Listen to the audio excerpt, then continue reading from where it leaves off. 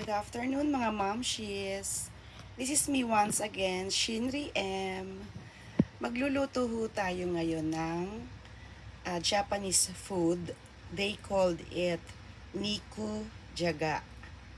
Ang Niku ho, ibig sabihin nun is pork, meat. Pag sinabing buta Niku, it's a pork meat. Pag sinabi hong gyu niku, it's a beef meat. So, niku jaga means to say, meron hong meat, yan, meat. Ito, pero gagamit tayo ng pork. Jaga is jaga imo. Jaga imo is potato. Jaga imo. Yan, ito ho ang potato. Kaya ang ulam ho natin ngayong gabi is jaga Ang ulam natin ngayon ay Niku Jaga. Yan, Niku Jaga. Okay? Ang ingredient ho, syempre, itong meat, pork natin. Maninipis na pork meat. At saka, tinalupan ko na yung ating potato. Meron din tayong onion. Dalawa ho itong ilalagay ko. At saka ho itong shirataki. Ang shirataki ho, para ho siyang sotanghon na matataba. Pero pag nagpunta ho kayo sa Japanese store, meron ho nabibiling ganito for sure. Tapos ho, meron tayong kailangan na dashi. Etong dashi. Dashi na moto. Kung titingin ho kayo sa Japanese store, ang itsura niya ho ay ganito. Ayan. Ito ho siya. Ito ang ginagamit nila usually, parang kumbaga sa atin sa Pilipinas is bechin. Ito rin ho sa kanila, ito ang ginagamit nila. Yan. Ito naman ang ating toyo. Tapos meron tayo ditong mentsu. Ang lasa ho ng toyo na ito, medyo manamis-namis. Ito, ang mentsu. Ito ho ang miring, yung matamis. Yan. Tapos gagamit ho tayo ng rock sugar. Ito ho ang aking rock sugar. Kung wala ho kayong rock sugar, pwede naman yung pwede naman yung white sugar or brown sugar para lang ho talaga medyo manamis-namis ng konti ang lulutuin natin. Iniinit ko na ho ngayon ng ating kasirola. Ayan, itatapat ko na kayo sa kanya. Ayan, malikot ang aking camera, pagpasensyahan nyo na ho. Kasi gusto kong makita nyo kung paano ko siya gagawin. Ano naman siya, hindi siya ganun kahirap, madali lang kong gawin ito. Kahit na sino ho, kayang gawin. Okay? Ang recipe natin for tonight is Niku Jaga. So, mag-start na ho tayo. Lagyan ho natin ng mantika ito. Ang ating ho kaserola, lalagyan natin ng mantika. Mainit na siya. Ilalagay ho natin yung hiniwa kong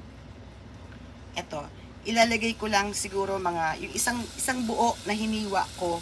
Yan muna ang ilalagay natin. Yun hong natirang isang buo, hindi ko ho ilalagay muna. Ayan. Isa lang natin si onion. Medyo magtatagal tayo sa vlog ko na to ha. Kasi nga, tulad na sabi ko sa inyo, hindi ho ako marunong mag-edit. So, walang edit-edit. Raw ho itong video ko na ipinapasok ko talaga sa YT. So, ngayon, ayan na ho siya. Ilagay na ho natin itong ating pork. Ayan.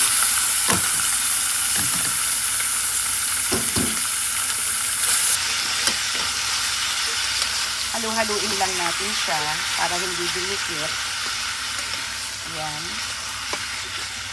Halo lang tayo. Nakikita niyo ho ba? O masyado siyang kasi baka, ayan, sige. Natatanaw nyo naman pala.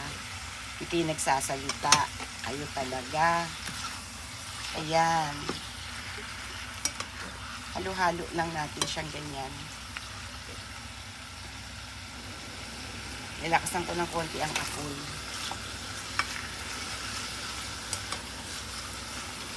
Pagka nakita nyo na ho na wala ng red, luto na yung pork natin. Yan, halo lang.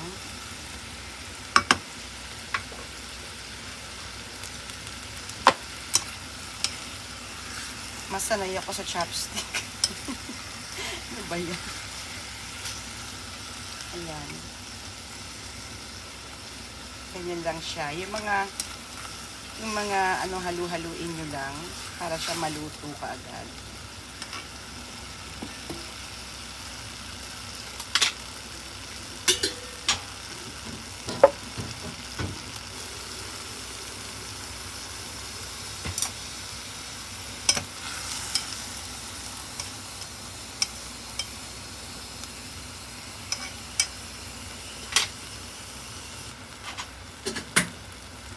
Lagyan na ho natin siya ng dashi.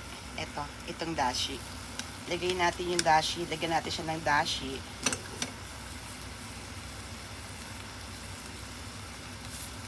Siguro yung nilagay ko siguro mga half teaspoon.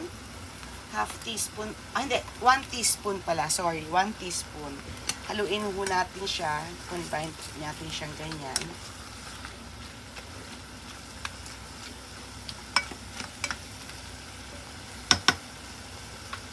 Yan ho, medyo ano na siya, medyo wala-wala na ho yung pagka-red ng mga pork natin.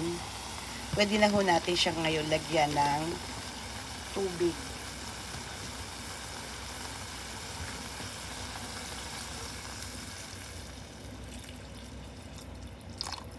Ayan.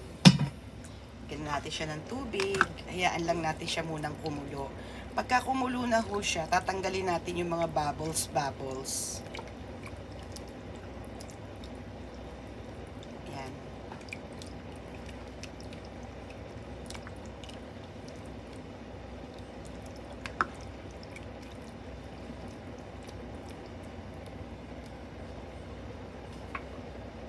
Yan, ganyan lang ho kadali magluto ng Japanese food.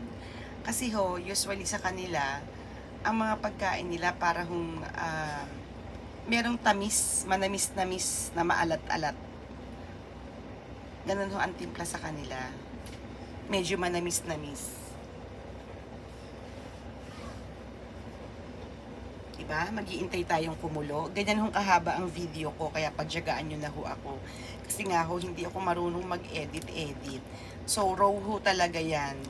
Kung ano ho yung kinuhanan ko ng video, yun na rin ho ang ipinapasok ko diretso sa channel ko. So, talaga ho magtsatsaga kayong manood. Pasensya na ho. Ayan. So, medyo parang malapit-lapit na rin siyang, magtataas ho yung parang, di ho ba pag nagpapakulo tayo, medyo tumataas ho yung parang bula-bula. Tatagalin lang ho natin yung konting portion noon. Ayan, nakikita nyo may mga puti-puti, oh. Tanggalin lang natin siya.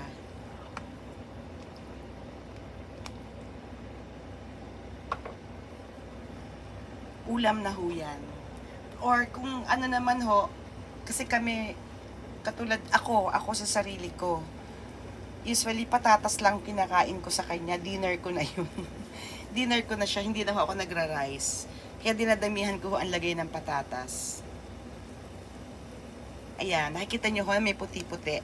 Tatanggalin ho natin yan, yung puti-puti na yan, yung mga bubbles na yan. Tanggalin natin siya. Ayan.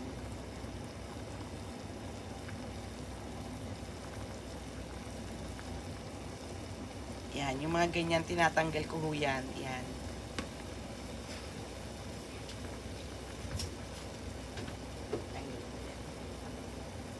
Para hindi ako pabalik-balik dito sa lababo. Ayan. Tanggalin nyo lang siya. Ayan, oh. Nakikita nyo, ho? Ayan. Tanggal-tanggal lang.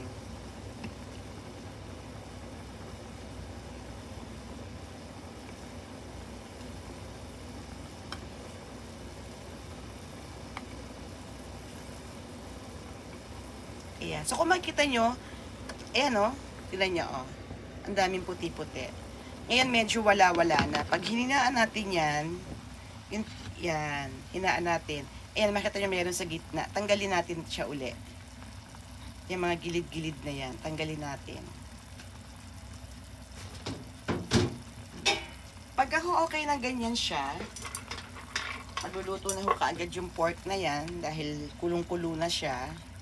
Ang gagawin ko naman ho ngayon, ilalagay ko na ho yung ating patatas. Ito na ho yung patatas natin. Lalagay ko si patatas. Pwede nyo hong hiwa-hiwain yung patatas ninyo kung malaki ha. Kasi marami lang akong stock na malaking patatas. At saka bakit magkataka kayo? Bakit ang daming patatas? Marami ho kasi akong patatas. Marami ho nagbigay. So, masasayang lang. Ayan. Gawin natin ng ganyan. Ayan.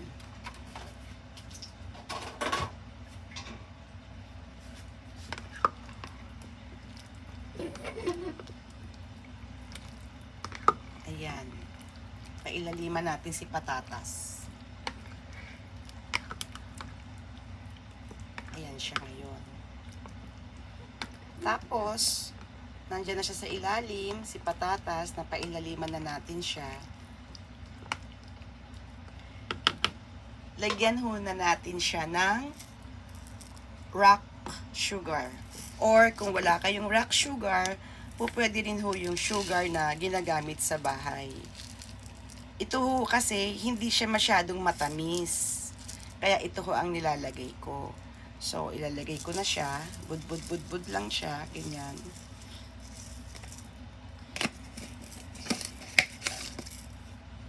Yan.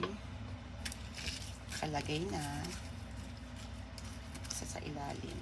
Para habang kumukulo, natutunaw na rin yung what do you call that? Yung asukal. Lagyan ho natin siya ng ating kikuman, yung toyo. Ayan.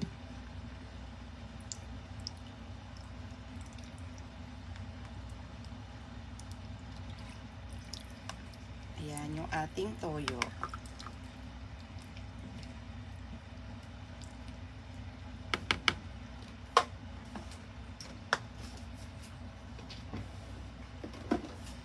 Lagyan din natin ng konting mirin, konti lang. Kasi naglagay tayo ng sugar eh.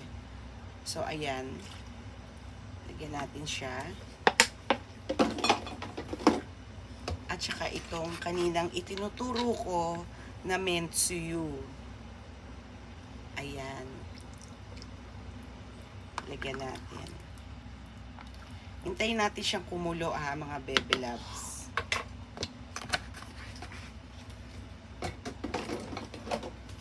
Ganyan lang ako magluto. Alam niyo totoo lang, mas matrabaho kung magluto ng mga Philippine food. Kasi maraming sangkap-sangkap. So, ayan na siya. Hintayin lang ho natin siyang lumambot yung ating patatas. Pero sa case ko nga ho, hindi ho talaga ako, ewan ko ba kahit sa patatas, hindi ako masyadong nagluluto yung labsak na labsak ho ba, yung lutong-luto. Kasi ho, nagre-reheat ho ako ng pagkain. So, yung siguro mga nakatatlong init ka na, ganyan, tamang-tama lang siyang malambot. Kasi, ang ginagawa ko ho, pagkalutong ganyan, pababayaan ko muna siyang ganyan. Before kami kumain, tsaka ko siya uli pakukuluan. Para pag kinain namin, mainit at saka tamang-tama lang yung luto nung gulay or nung patatas. Ayan, kumukulo na ho siya. Pero kahit na kumukulo, hindi pa ho yan dahil matigas pa ang ating patatas.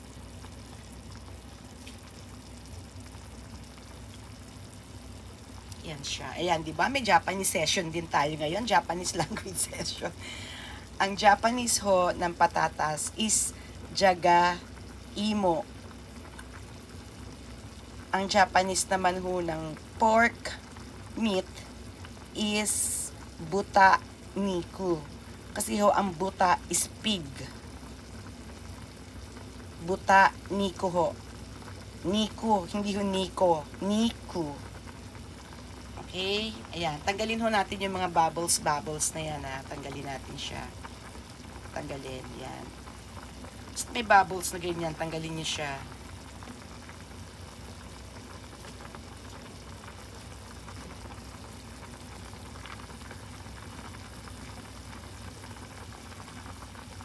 Hininaan ko ho ng konti yung ating apoy.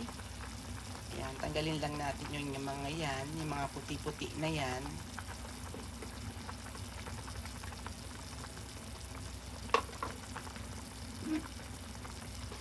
O, diba? Ganyan lang ho, walang gisa-gisa. Halo-halo lang ng konti. Yan, pagka alam nyo hong malambot na siya, tikman ho natin ha. Kasi baka kulang sa tamis, kulang din sa alat.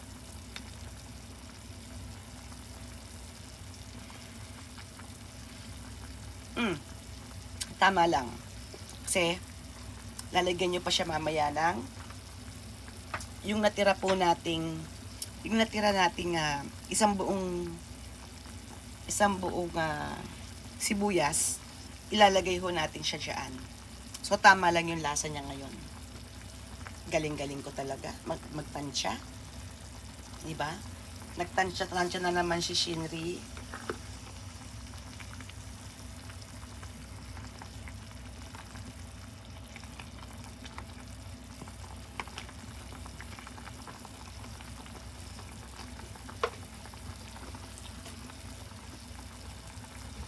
Diba? Punas-punas.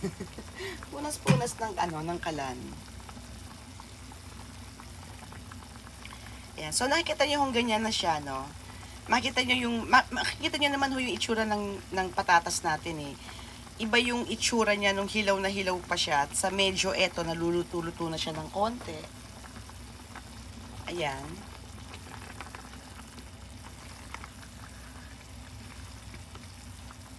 Pwede nyo lang ilagay yung ating tinatawag na shirataki. Ito ho, yung parang bihon. Yan, ganito itsura niya. Nakabuhol-buhol siya. Lagay na natin siya.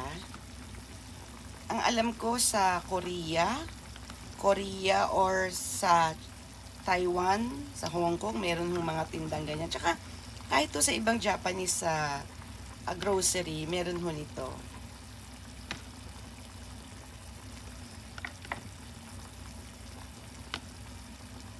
Yan.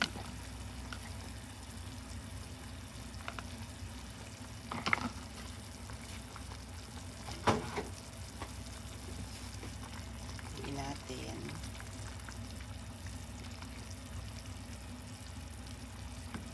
Tamang-tamang naluluto si patatas. Inaabsorb din inaabsorb nito, ito, yung shirataki na yan, inaabsorb niya yung sabaw. Kaya pag kinain nyo to mamaya, meron din siyang lasang yung sabaw. Kumbaga, pumasok na yung lasa ng sabaw natin dun sa shirataki. Ayan.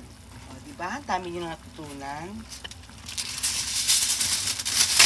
Hindi lang luto. Bukas makalawa. Pag nagkita tayo, mga baby loves, marunong na rin kayo maghapon. O, diba?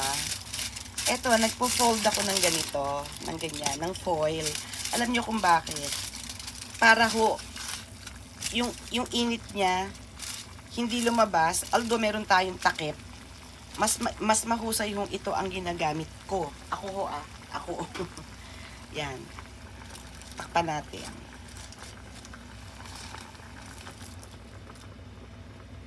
Ayan. O, diba? Maya, chichikin natin siya kung luto na yung patatas. Yan lang kayo. Maghuhugas lang ako ng pinagawaan. Diba? Kasi ho, ako pag nagluluto, ayoko ng maraming kalat sa lababo. Gusto ko hugas ka agad.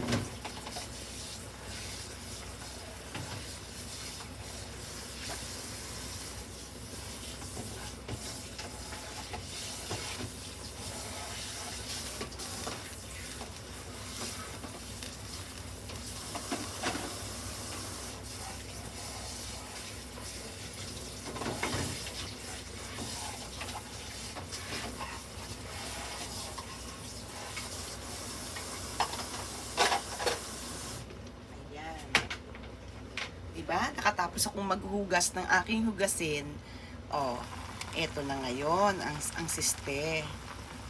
Dahan-dahan ho tayo at baka tayo ay mapaso, mabanlian. Ayan. Diba?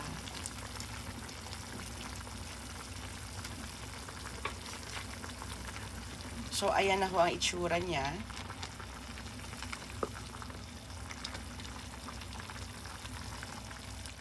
Halu-haluin din natin yung nasa ilalim, baka magtampo. Paibabaw din natin sila para pantay, o di ba? Ayan. Ganyan na yan mga lalabs. Iniintay lang natin actually na maluto ho yung patatas.